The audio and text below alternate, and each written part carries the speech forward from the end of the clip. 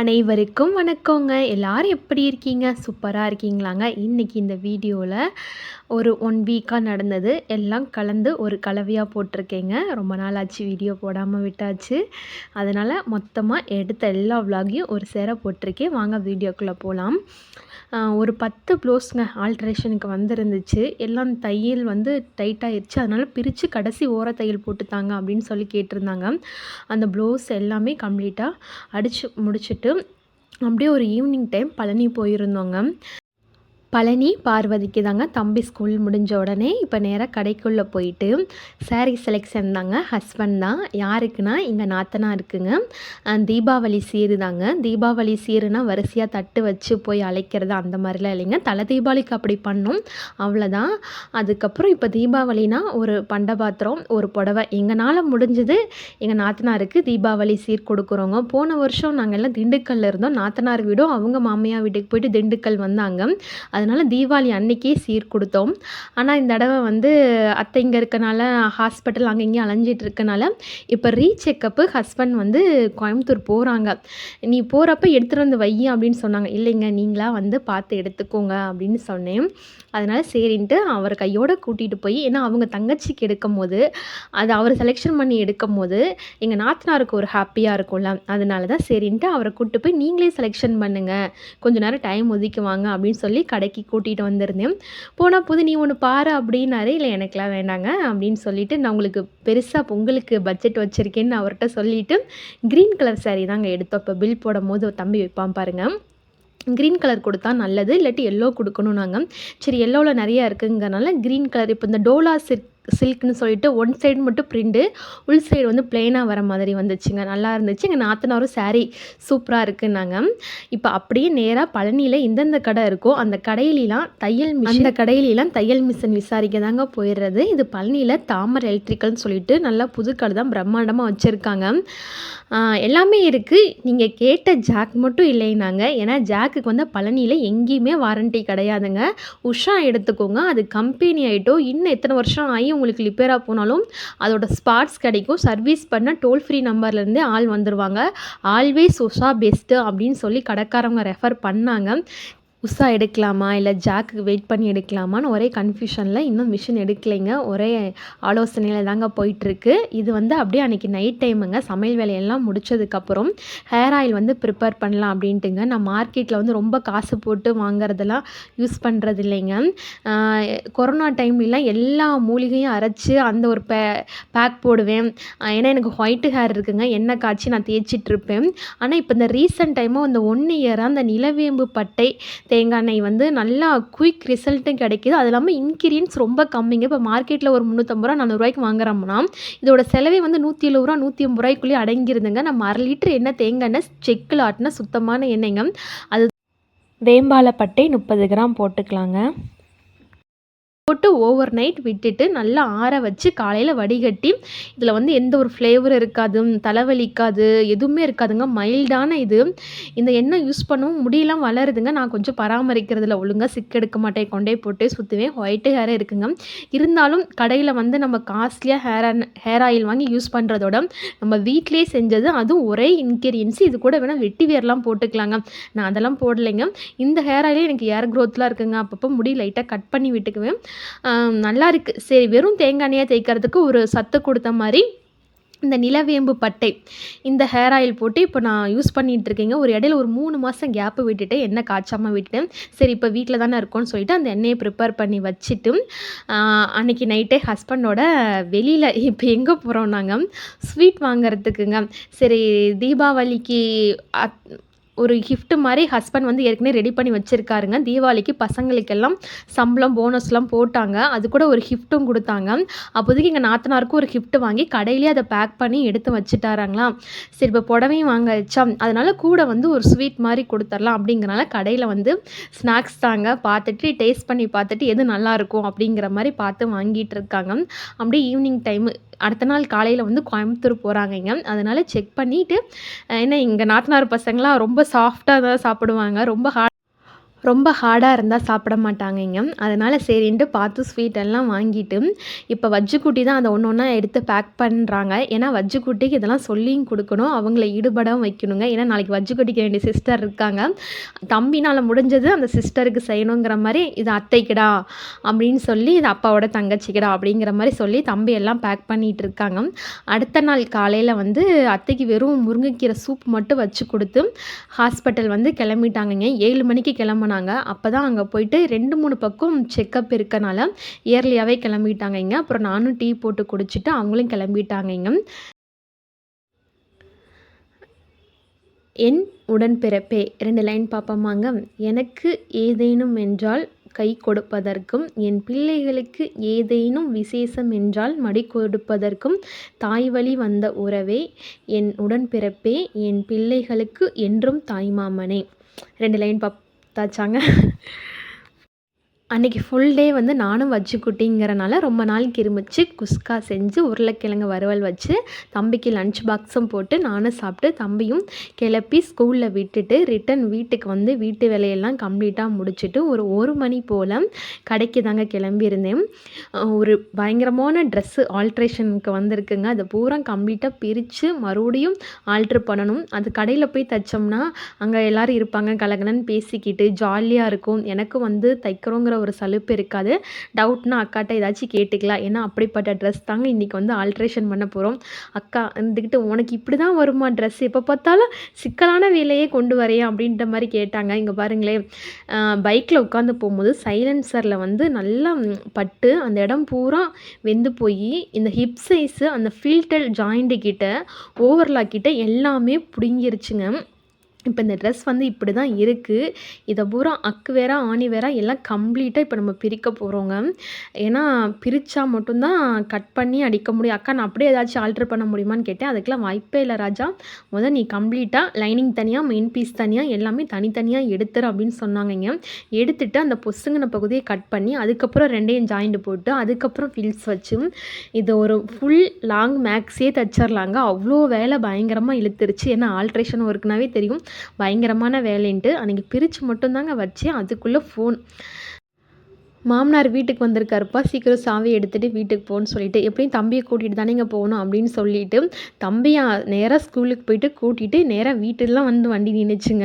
ஏன்னா ரொம்ப நேரமாக மாமனார் வெயிட் பண்ணிகிட்டு இருக்காருன்னு சொல்லவும் வந்த உடனே தடபுடலாக அவருக்கு ஒரு டீயை போட்டு கொடுத்துட்டு நானும் டீயை குடிச்சுட்டு அந்த வேலையை அப்படியே வச்சுட்டேங்க. அப்புறம் அடுத்தடுத்து ரொட்டீன் அப்படியே போச்சுங்க. இப்போ அவரும் அத்தையும் வந்து ஹாஸ்பிட்டல் போயிருக்காங்க, மாமனார் வந்திருக்காரு. போன வாரம் மாமனார் ஞாயிற்றுக்கிழமை வரலைங்க. சரி இப்போ இடையில வந்திருக்கனால சரி ஏதாச்சும் நான்வெஜ் எடுத்து சமைக்கலாம் அப்படிங்கிறனால கறி கடைக்கு தாங்க போயிருந்தேன். டீ வச்சு குடிச்சிட்டு அப்படியே கொஞ்சம் கிராசரிஸ் ஐட்டம் வாங்க வேண்டியதாக இருந்துச்சுன்னு பக்கத்தில் டிபார்ட்மெண்ட் ஸ்டோருங்க போயிட்டு கறி வாங்கிட்டு, கறிக்கடையில் கும்பலாக இருந்துச்சுங்க. நான் லேடிஸ் போயிருந்தனால எனக்கு ஃபஸ்ட் ஆளாக வெட்டி கொடுத்தாங்க. சிக்கன் தாங்க வாங்கிட்டு வந்திருந்தேன். அப்புறம் கேட்டேன், டிஃபன்லாம் வேண்டாப்பா சாப்பாடே வச்சிடணும்னு சொன்னாங்க. அதனால் சுட சுட சாப்பாடு வச்சு சிக்கன் நல்ல பெப்பர்லாம் போட்டு வறுத்து அப்புறம் வந்து கிள்ளி போட்ட சாம்பார் வச்சுருந்தேங்க. ஆனால் அதில் பச்சை மிளகா தான் நிறையா இருக்கும். ஏன்னா காரம்லாம் எங்கள் வீட்டில் நல்லா நிறையா சாப்பிடுவாங்க எங்கள் மாமனார் மாமியார்லாம். அதனால நல்லா சுருக்குன்னு பச்சை மிளகாயாக போட்டு கிள்ளி போட்ட சாம்பார் வச்சுட்டு கம்ப்ளீட்டாக ரசம் அதையும் வச்சுட்டு சூப்பராக அன்றைக்கி எல்லாருமே நல்லா திருப்தியாக வயிறார சாப்பிட்டோங்க. அத்தைக்கு மட்டும் கொஞ்சம் மாவு எடுத்து வச்சுருந்தேன், தோசை கேட்டால் போட்டு கொடுத்துக்கலாம் அப்படின்னு. கொஞ்சம் முட்டை இருந்துச்சுங்க, வேணும்னா பெப்பர் ஆம்லேட்லாம் போட்டுக்கலாம் அப்படிங்கிற மாதிரி.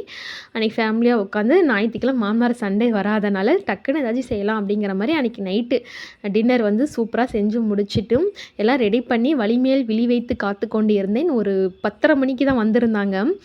நல்லபடியாக 2-3 பக்கம்லாம் செக்கப்லாம் நல்லா கம்ப்ளீட்டாக முடிச்சுட்டு நாத்தனார் வீட்டுக்கும் போயிட்டு இப்போ வந்து வந்த உடனே எல்லாத்தையும் ஃப்ரெஷ்ஷப் ஆனதுக்கப்புறம் டாக்டர் என்ன சொன்னாங்கன்ட்டு அது மாதிரி பேசிகிட்டு இருந்தவங்க. அத்தை இப்போ வந்து ஃபிசிக்கலி மென்டலி ரொம்பவே பரவாயில்லைங்க, நார்மலாக இருக்குன்னாங்க. தொந்தரவுலாம் ஏதாச்சும் கேட்டாங்க, தொந்தரவுலாம் எதுவும் இல்லைன்னு சொன்னாங்க. அத்தைக்கு கொஞ்சம் சுகர் இருக்கனால சுகர் டேப்லெட்டும் எடுத்துக்கிறாங்க, ப்ளஸ் இதுக்கு சத்து மாத்திரையும் பெயின் கில்லரும் ஒரு 3 மாதத்துக்கு கொடுத்துருக்காங்க. அது பூரா கம்ப்ளீட்டாக கோயம்புத்தூர்லேயே மாத்திரையெல்லாம் வாங்கிட்டு வந்துட்டாங்க. அத்தை இருந்துக்கிட்டு நான் ஊருக்கு போகிறேன்ப்பா, வந்து 3 மாதம் ஆச்சு, ஓரளவுக்கு ஆல் ரைட்டு, நான் ஒரு நேரம் கடையில் வாங்கி சாப்பிட்டு கூட நாங்கள் அங்கே இருந்துக்கிறோம், மாமா வந்து கடையிலே சாப்பிட்டு அவருக்கு உடம்பெல்லாம் சரியில்லை, அதனால் நான் ஊருக்கு கிளம்புறேன்னு சொல்லிட்டு அடுத்த நாள் வெள்ளிக்கிழமை காலையிலேங்க, வியாழக்கிழமை செக்கப்புக்கு போனாங்க, வெள்ளிக்கிழமை அவங்க கிளம்பிட்டாங்கங்க. சரி நான் போய் அங்கே இருந்து பார்த்துக்கிறேன் அப்படிங்கிற மாதிரி மாமனார் வேலைக்கு 1, 2 போயிட்டு தாங்க இருப்பார், மீதி நேரம் வீட்டில் தான் இருப்பாங்க. 10 பத்தாததுக்கு நான் பார்த்துக்கிறேம்மா அப்படின்னு சொல்லிட்டு, அத்தை ஏதாவது ஒன்று டக்குன்னு முடியலன்னா வந்துருங்க இங்கே பார்த்துக்கலாம் அப்படிங்கிற மாதிரி தான் சொல்லி தாட்டி விட்டோம். சரி பார்த்து மேனேஜ் பண்ணி இருந்துக்கிறேன். நாங்கள் அடுத்த நாளே நாங்கள் கிளம்பிட்டோங்க. இது வந்து ஞாயிற்றுக்கிழமை. அத்தையோடது கொஞ்சம் துணிலாம் இருந்துச்சு பேக் பண்ணிவிட்டு, ஏன்னா 3 மாதத்துக்கு அப்புறம் அத்தை வீட்டுக்கு போகிறனால கிச்சனில் பூரா எல்லாம் புதுசாக முடிச்சுட்டு, மாமனார் வந்து ஒரு நேரம் மட்டும்தான் சாப்பாடு கஞ்சி மாதிரி தான் அதுவும் வச்சேன், பால் வேணால் காய்ச்சிக்கிட்டேன். அப்புறம் கடையில் தான் நான் வாங்கி சாப்பிட்ருந்தேங்கனால வீட்டை புழங்கலையாங்க. அதனால் பயங்கர இதாக இருந்தனால போய் லைட்டாக அத்தை போன உடனே இப்போ எந்த வேலையும் ஸ்ட்ரெயின் பண்ணி செய்யக்கூடாது, குமியவும் கூடாது, நிம்மறவும் கூடாது, அப்படியே ஸ்டாண்டிங்கில் இல்லாட்டி சிட்டிங் அந்த பொசிஷனில் மட்டும்தான் இருக்கணும். ஏன்னா தண்டுவடை ஆப்ரேஷன் பண்ணியிருக்கனால பார்த்து பார்த்து சொல்லியிருக்கோம், அத்தை கவனமாக இருந்துக்கோங்க அப்படிங்கிறனால சரி நம்ம போயிட்டு நம்மளால் முடிஞ்சதை கொஞ்சம் ஒதுங்க வச்சுட்டு ஞாயிற்றுக்கிழமை டைம் வந்து அங்கே ஸ்பெண்ட் பண்ணிட்டு வரலாம் அப்படிங்கிறனால நாங்கள் திண்டுக்கல் கிளம்பிட்டோங்க. பனி அதிகமாக இருக்கனால அன்றைக்கே தம்பி காலையிலே தலைக்கெல்லாம் குளிக்க வச்சு கூட்டிகிட்டு போனால் கொஞ்சம் சளி பிடிச்சிக்குங்கிறனால ஒரு வீட்டிலே இருந்து ஒரு 9 மணிக்கு மேலே தாங்க கிளம்பணும். சரி எதுவும் செய்யலை. போகிற வழியில் எங்களுக்கு எப்போ மோஸ்ட் ஃபேவரட் கடை இந்த ரோட்டு கடை கையேந்தி பவன் தாங்க. அந்த கண்ணாடி ஹோட்டல் பெரிய ஹோட்டலுக்கெல்லாம் போகவே மாட்டோம். அப்படி போய் சாப்பிட்டாலும் எங்களுக்கு திருப்தியாக இருக்காது. அதனால் நாங்கள் 3 பேர் வந்தால் சிம்பிளாக இங்கே தாங்க சாப்பிட்டுக்குவோம். நல்ல தோசை வீட்டில் வைக்கிற மாதிரி கார சட்னி, தேங்காய் சட்னி, சாம்பார்லாம் இருக்கும். ஒரு தோசைக்கு 2 தோசை சேர்த்தியே சாப்பிடுவேன். இதே பெரிய கடைக்கெலாம் போனால் பில்லு தான் பார்த்துட்ருப்பேன். இங்கே தாராளமாக வயிறார மனசார சாப்பிடுவேங்க. சூப்பராக வந்து எல்லோரும் அன்றைக்கி சாப்பிட்டுட்டு நேராக இப்போ வீட்டுக்கு வந்தாச்சு. அப்படியே வந்து பத்தி சூடம் பூவெல்லாம் வாங்கிட்டு வந்தவங்க. குலதெய்வம் கோயில் பக்கத்தில் தான் இருக்குது. இது தாங்க வீடு. மாமியார் மாமனார் மட்டும் இருக்காங்க. வீட்டுக்குள்ளே எல்லா வசதியும் இருக்குங்க. போர் போட்டிருக்கு, தண்ணி வந்துடும். வீட்டுக்குள்ளே அட்டாச் டாய்லெட், பாத்ரூமும்.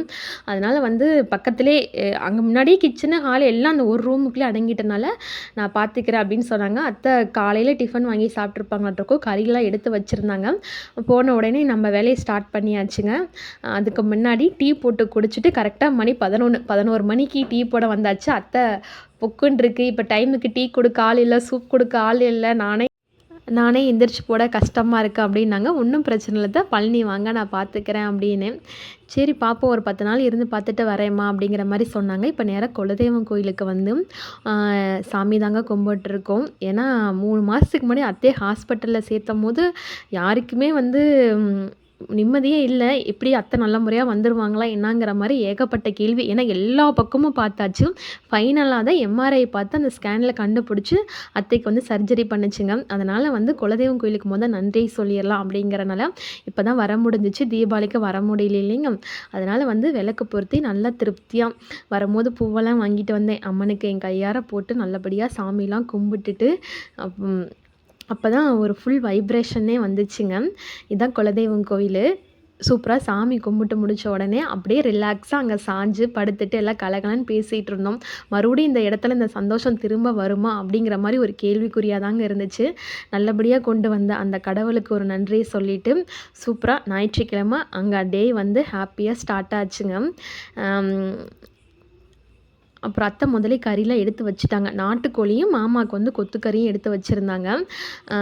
எல்லா சமையல் பூரா நான் தாங்க பார்த்துக்கிட்டேன். நான் இருந்தேன்னா நான் எல்லா வேலையும் பார்த்துக்கிறேன், நீங்கள் எந்த வேலையும் செய்ய வேணாம், நான் இல்லாதப்போ உங்களால் முடிஞ்ச சமைச்சு நீங்கள் சாப்பிட்டுட்டு பத்திரமா இருங்கத்தான் அப்படிங்கிற மாதிரி தான் நான் சொல்லியிருந்தேன். அதனால் வந்து பிரியாணி செஞ்சுருந்தேங்க. அதுக்கப்புறம் மாமாவுக்கு வந்து கொத்துக்கறி, ரசம், முட்டை வேக வச்சு சாப்பாடு எல்லாமே ரெடி பண்ணியிருந்தேன். அதுக்கு முன்னாடி வந்து இடையில ஒரு டீ, அப்புறம் மளிகை கடைக்கு ஜாமான் வாங்க போயிருந்தோமா. அங்கே வந்து இந்த மளிகை கடை தீனினா எனக்கு ரொம்ப பிடிக்குங்க. அந்த அல்வா, அந்த ₹1 பன்னு, ஆனால் இப்போ அது ₹2. அதனால் அதெல்லாம் வாங்கிட்டு வந்து அப்படியே லைட்டாக சாப்பிட்டுட்டு டிவியில் சாங்ஸ் கேட்டுட்டு அப்படியே எல்லாமே அரிஞ்சு முதலே வச்சுட்டேங்க. எல்லாமே கவுண்டர் டாப் மேலே எடுத்து வச்சுட்டு அப்படியே ஒன்று ஒன்றா சமைக்க ஆரம்பித்தேன். பிரியாணி அரிசியில் தாங்க ஃபஸ்ட் டைம் பிரியாணி போட்டேன். அத்தை வந்து அது கடைசியில் தம் போட்டு கரெக்டாக எடுத்துட்டாங்க. குலையவும் இல்லை, வித விதையாகவும் இல்லை. பிரியாணி ரொம்பவே சூப்பராக வந்து இருந்துச்சு. நல்லா இருந்துச்சுங்க. ரொம்ப நாளைக்கு இருந்துச்சு. இங்கே மறுபடியும் திண்டுக்கல்லில் வந்து எல்லோரும் சமைச்சு ஒன்றா சாப்பிட்டதில் ரொம்ப ஹாப்பி அன்றைக்கி. இப்போ கம்ப்ளீட்டாக சமையல் வேலை எல்லாமே முடிச்சுட்டேங்க. எல்லாமே இப்போ எடுத்து வச்சாச்சு. சாப்பிட்டுட்டு அதுக்கப்புறம் கொஞ்சம் க்ளீனிங் ஒர்க்லாம் இருக்குங்க. தயிர், வெங்காயம், முட்டை வேக வச்சு எடுத்திருந்தேன். அத்தை வரகரிசி கஞ்சி மாதிரி நான் நைட்டுக்கு வச்சுக்கிறேன் அப்படின்னாங்க. ஏன்னா பிரியாணி ரொம்ப நாள் ஆச்சு சாப்பிட்டுங்கிறனால அவங்களுக்கு அன்றைக்கி பிரியாணியோடவே விட்டுட்டேங்க. இதான் மாமனாருக்கு செஞ்ச கொத்துக்கறி. அப்புறம் நாட்டுக்கோழி குழம்பு வச்சுருந்தேங்க.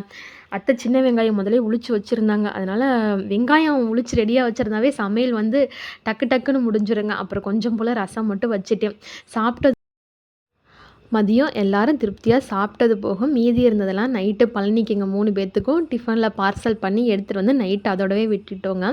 அத்தை நான் நைட்டுக்கு எனக்கு கொஞ்சம் போல் வரகரிசி கஞ்சி வச்சுக்கிறேன், மாமாவுக்கு 2 இட்லி வாங்கிக்கிறோம்பா அப்படின்னு சொல்லிட்டாங்க. அதனால் இருந்தது பூரா நாங்கள் எடுத்துகிட்டு வந்துட்டோங்க. சாப்பிட்டுட்டு கம்ப்ளீட்டாக எல்லாமே கழுவிட்டு 2, 3 டப்பாலாம் இருந்துச்சுங்க ஜாமான் போட்டு வைக்கிறதுக்கு. அடுப்பெல்லாம் நல்லாவே பூசா முடிச்சிருச்சு. அதனால் கவுண்டர் டாப் மட்டும் நல்லா சோப் போட்டு கழுவி அடுப்பையும் கழுவி அதை மட்டும் கரெக்டாக நீட் பண்ணி கொடுத்துட்டு வந்தேங்க. போனதே ஒரு 11 மணி, ஒரு 4 மணி போலலாம் அங்கேருந்து கிளம்பிட்டோங்க. என்னால் என்ன முடியுமோ அதை பூரா பண்ணி கொடுத்து வந்துட்டேங்க. வச்சிருங்க, எந்த வேலையும் பார்க்க வேண்டாம், பொங்கலுக்கு வந்து நான் வீட்டெல்லாம் நாங்கள் க்ளீன் பண்ணி தரோம் அப்படின்னு சொல்லிட்டு அப்புறம் கொஞ்சம் பட்டி டிங்கரிங் வேலையெல்லாம் பார்த்து முடிச்சுட்டு இப்போ ஒரு மணி 4 ஆச்சுங்க. ஒரு டீ ஸ்ட்ராங்காக குடிச்சிட்டு இப்போ அங்கேருந்து கிளம்பியாச்சு. இனிமேல் சண்டே ஆனால் கூட ஞாயிற்றுக்கிழமை ஒரு நாள் இப்படி வந்து அத்தைக்கு எல்லாம் செஞ்சு கொடுத்துட்டு போகலாம் அப்படிங்கிற மாதிரி ஒரு பிளானில் இருக்கேங்க.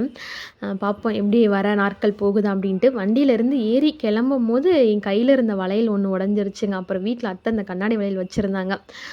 வெறும் கையோடு போகாத அப்படின்னு சொல்லிட்டு அந்த வளையல் எடுத்து கொடுத்தாங்க. நல்லா ரோஸ் கலரு, கை நிறையா அந்த வளையலை போட்டுட்டு அங்கேருந்து கிளம்பியாச்சுங்க. சாயந்தரம் ஒரு 6 மணி போலலாம் பழனி சூப்பராக ரீச் ஆயாச்சுங்க.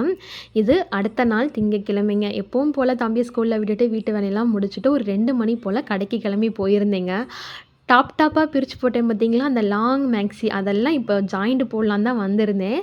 கடையில் ஆரம்பிச்சிங்க, ஆனால் ஃபைனல் வந்து வீட்டில் தான் முடிக்க முடிஞ்சிச்சு. ஏன்னா அவ்வளோ டைம் ஆகிப்போச்சு. ஏன்னா தம்பியை வேறு கரெக்டாக 5:30க்கு பிக் பண்ணுங்கிறனால முடிஞ்ச அளவுக்கு கடையில் அந்த வேலையை பார்த்துட்டு மீதி வேலை வந்து ஃபைனலாக வீட்டில் முடிச்சுட்டேங்க.